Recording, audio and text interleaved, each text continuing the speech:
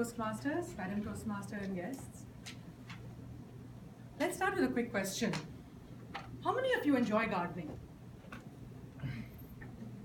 I was expecting a larger show of hands. But I think a larger proportion of you are very similar to where I was 6 weeks ago. I hated gardening. Hated gardening from the bottom of my heart, from the core of my heart, and from every single element of my heart. And now when I think back and I try and understand why I hated it, and the operative word is hated, so I'm getting to where I will get to. But now I try and evaluate why I hated it.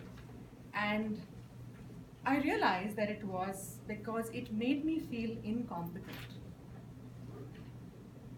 I would sow the seeds, I would water the plants, and I would wait, and I would wait, and I would wait. And they wouldn't grow. Flowering plants wouldn't flower. Vegetable plants wouldn't grow vegetables. The squirrels would come and chomp at whatever was left away. And the seeds would just not sprout. So it made me feel incompetent. It made me feel like there was one thing that I attempted to do, but I wasn't able to succeed in. My father, on the other hand, is an awesome gardener. So in his house in India, he has this beautiful garden with tropical fruits, tropical vegetables, a beautiful lawn that stays green all through the year, irrespective of the fact whether he has water or they have a water crisis or they don't have a water crisis. And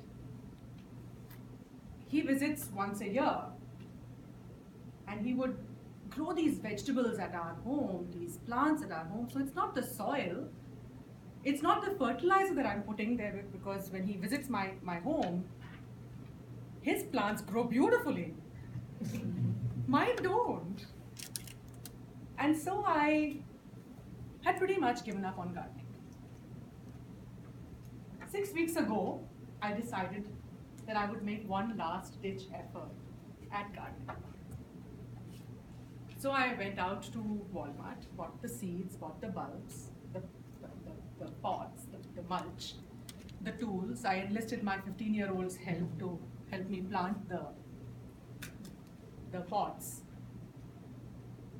Now, every week, I take them out. I walk them like I would walk a dog.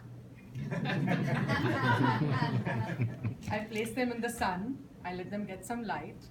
I have my breakfast with them. Sometimes my morning coffee. I talk to them.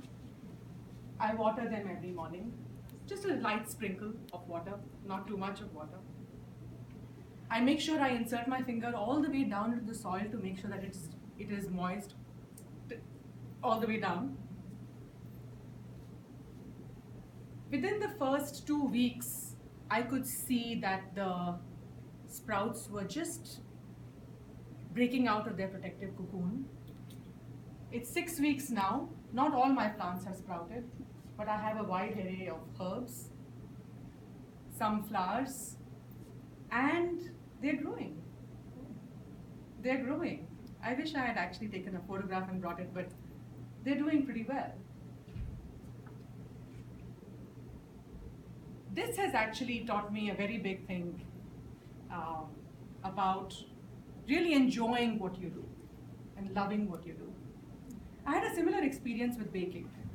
So baking to me, in the past, was like cooking. I felt if I can cook like an art, then I can bake like an art too. Now in cooking, you don't have to necessarily follow the recipe or follow the ingredients, and I don't do that. So I don't measure out the ingredients. I just put the ingredients in, I cook, it comes out well. Sometimes, people really appreciate it, sometimes they enjoy it. But I know that for the most part, I'm doing well at cooking.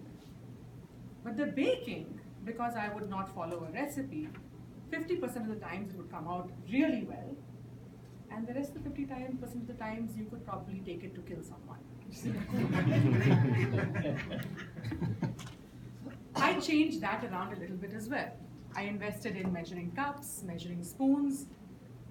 My son doesn't like cupcakes or cakes too much. But if his reaction to the chocolate cake with the chocolate mousse icing that I made for his birthday last week is any indication, that means I've become a successful baker as well. So the reason I share these experiences with you is these two experiences have taught me a lot over the last 6 months. If you hate something, try and find a way to enjoy it. Try and find a way to enjoy what you do. And that will then lead to a spiraling and a cascading effect of success and then further enjoyment. And find a way to enjoy and love whatever you do. Then you will be successful at it.